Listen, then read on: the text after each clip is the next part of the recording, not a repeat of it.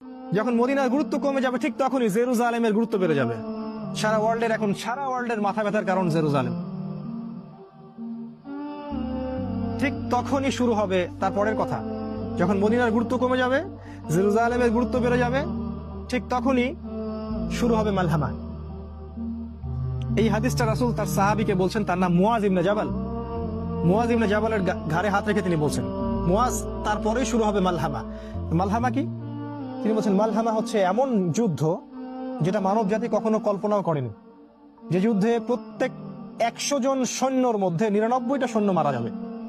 যারা ন্যাটোতে আছে তারা যেন হাদিসটা ভালো করে শুনে নেয়, কারণ তারা খুব উৎসাহিত ফিল করছে আমরা রাশিয়ার সাথে নিউক্লিয়ার ওয়ারে যাব। তারা খুব ভালো করে যেন শুনে রাখে যে প্রত্যেক 100 জনের মধ্যে 99টা সৈন্য সেই যুদ্ধে মারা যাবে। তার মানে এই যুদ্ধটা কোনো কনভেনশনাল যুদ্ধ হবে না, এটা হবে নিউক্লিয়ার যুদ্ধ, যার ফলে এই পুরো বিশ্বের চেহারাটাই বদলে যাবে। হয়তো এতগুলো কান্ট্রি আর থাকবে না, মানুষের সংখ্যা অনেক কমে আসবে, আর যারা বেঁচে থাকবে ওরাও থাকবে হরিবল একটা দেশের, হরিবল একটা কান্ট্রির মধ্যে। তারা ফুড পাবে না, পানি পাবে না, ইলেকট্রিসিটি, টেকনোলজি কিছুই পাবে না। Everything will be destroyed. শুধু তাই নয়, সূর্যের আলো পৃথিবীতে আসবে না, যেমনটা সূরা দুখানের মধ্যে আছে যে পুরো আকাশ ধোঁয়ায় ছেয়ে যাবে, সূর্যের আলো পৃথিবীতে আসতে পারবে না। আপনারা পারমাণবিক বিস্ফোরণের এই মাশরুম ক্লাউডগুলো দেখেন, সারা ওয়ার্ল্ডকে ঢেকে দিবে। তিনি বলছেন এই মালহামায় এইরকম একটা অবস্থা হবে যেটা আমাদের সামনে।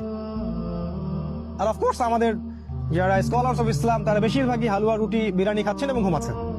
এগুলো নিয়ে তাদের কোনো মাথা ব্যথা নেই।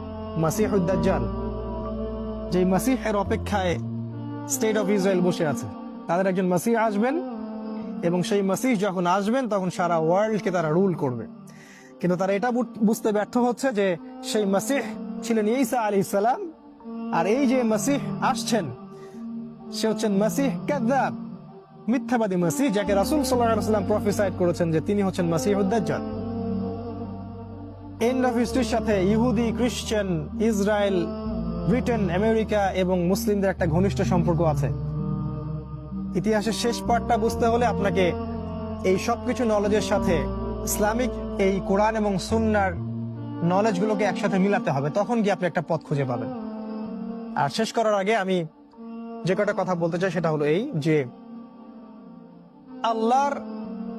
আল্লাহ এবং তার রাসূল আমাদেরকে যা বলেছেন, আল্লাহ এবং তার রাসূল আমাদেরকে যা বলেছেন, দেখুন খেয়াল করে, যে ইহুদিরা দাজ্জালকে ফলো করবে। বি কেয়ারফুল, ইহুদিরা দাজ্জালকে ফলো করবে এবং দাজ্জাল জেরুজালেম থেকে বের হয়ে বলবে আমি মাসিহ।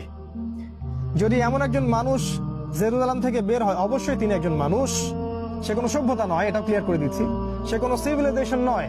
তবে হ্যাঁ, অনেক সভ্যতা তাকে ফলো করবে। যারা ওয়ান আইড, এক চোখা, তারা তাকে ফলো করবে। যাদের 2 চোখ নাই তারা ওকে ফলো করবে। 2 চোখ নাই তারা ওকে ফলো করবে, কারণ দাজ্জাল ইকোনমিক আপনাকে প্রগতি দিবে, অগ্রগতি দিবে, আপনাকে সবকিছুই দিবে, জান্নাত দিবে যেটা জাহান্নাম। তো জেরুজালেম থেকে একজন বের হয়ে যদি বলে আমি দাজ্জাল, আর ইসরায়েল বা ইহুদিরা যদি সারা ওয়ার্ল্ডকে রুল না করে, তাহলে কোনো ইহুদিও বিশ্বাস করবে না যে সে দাজ্জাল। আমার পয়েন্টটা বোঝার চেষ্টা করেন। যখন ইহুদিরা সারা ওয়ার্ল্ডকে রুল করবে, তারা ওয়ার্ল্ডের রুলিং স্টেটে পরিণত হবে, তখন যদি কেউ বের হয়ে বলে যে আনাল মাসিহ, আমি হচ্ছে দাজ্জাল, তখন তারা তাকে বিশ্বাস করবে। এখন তারা অনেক ব্ল্যাক ম্যাজিকও প্র্যাকটিস করে এবং তারা তার উপাসনাও করে, এবং তারা অপেক্ষায় বসে আছে কখন তিনি আসবেন। আর আস্তে আস্তে আস্তে আস্তে ইসরায়েল কিন্তু এই ওয়ার্ল্ডের রুলিং স্টেটে পরিণত হচ্ছে। ব্রিটেন, আমেরিকা, এই যে সিলসিলাটা, এটা অ্যাক্সিডেন্টালি হয়নি, এর পিছনে একজন মাস্টার মাইন্ড কাজ করছে। আর আমাদের মত হচ্ছে সেই মাস্টার মাইন্ড হচ্ছে দাজ্জাল স্বয়ং। সে পুরো ফেসটা তৈরি করে নিয়ে আসছে, এবং তার খুরুজের সময়টা অনেক কাছে, যদিও আমরা এখন হালুয়া, রুটি খাচ্ছি আর ঘুমাচ্ছি। নাও দেন, এখন আমাদের করণীয় কি? যে মালহামার কথা আমি বলেছি, সেই মালহামায় মুসলিমদের একজন নেতা থাকবেন।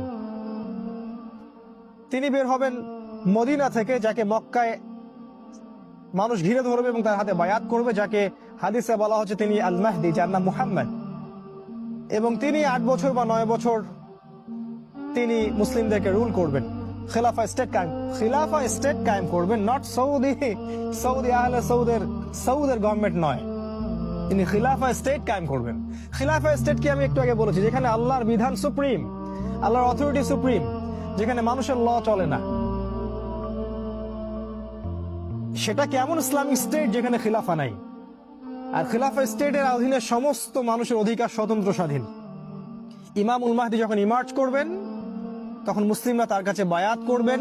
এখানে একটা কথা শুধু বলে রাখবো যে আল্লাহ রসুল বলেছেন, যদি তোমরা তাকে চিনতে পারো, যখন কালো পতাকাধারীরা সেখানে যেতে থাকবে, অফকোর্স কালো পতাকা মানে আইএস নয়, এটা ভুল বুঝবেন না। কালো পতাকাধারীরা যখন তার পিছু নিবে তখন বরফে স্ক্রল করে হলেও তোমরা তার সাথে যোগ দিও। ফানি'মাল আমিরু আমিরুহা, কত উত্তম আমির সে আমির। ফানি'মাল জাইশু জাইশুহা, কত উত্তম সেনাবাহিনী সেই সেনাবাহিনী। এই সেনাবাহিনী ইমামুল মাহদির সাথে কনস্টান্টিনোপল বিজয় করবেন। ইমামুল মাহদিকে আক্রমণ করার জন্য সিরিয়া থেকে একটা দল আসবে। সেই দলকে আল্লাহ পাক বাইদা নামক জায়গা মক্কা মদিনার মাঝখানে ধসিয়ে দিবেন। এটাই হচ্ছে বিগেস্ট সাইন যে তিনি হচ্ছেন আল মাহদি। এটা হতে থাকবে তখন যখন ইসরায়েল এই ওয়ার্ল্ডের রুলিং স্টেট, তার পাশাপাশি এটা হতে থাকবে। এবং একটা পর্যায়ে যখন তাদের সাথে আমাদের ডিফিট হবে, কারণ আল্লাহ রাসূল বলেছেন লা তুকাতিলুনাল ইয়াহুদ, তোমরা অবশ্যই ইহুদিদের সাথে যুদ্ধ করবে। এই হাদিসটা যে বলতে সাহস পায় সেই স্কলার। এই হাদিসটা যে জনসমক্ষে বলতে সাহস করে সেই স্কলার। যাদের এই হাদিসগুলো বলার সাহস নাই তার স্কলার নয়। এই সত্য হাদিসগুলো যাদের বলার সাহস নাই তার স্কলার নয়।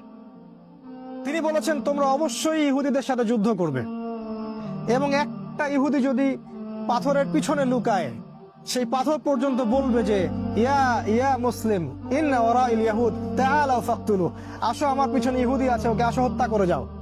তার মানে ওদের সাথে আমাদের যুদ্ধ হবেই হবে, কারণ এই কথা কে বলেছেন? রাসূল সাল্লাল্লাহু আলাইহি ওয়াসাল্লাম বলেছেন। তারপর যখন তারা আমাদেরকে ঘিরে ফেলবেন সিরিয়ায় ইহুদিরা, এবং তাদের লিড দিবে দাজ্জাল, দেন ঈসা আলাইহিস সালাম আকাশ থেকে নামবেন ফেরেশতার ডানায় ভর দিয়ে, এবং তাকে দেখে দাজ্জাল, তার হাতেই দাজ্জালের হত্যা নিহিত আছে। এরপরে যে স্টেটটা কায়েম হবে সেটা হলো খিলাফা স্টেট। সারা ওয়ার্ল্ডে মুসলিমদের খিলাফা স্টেট কায়েম হবে।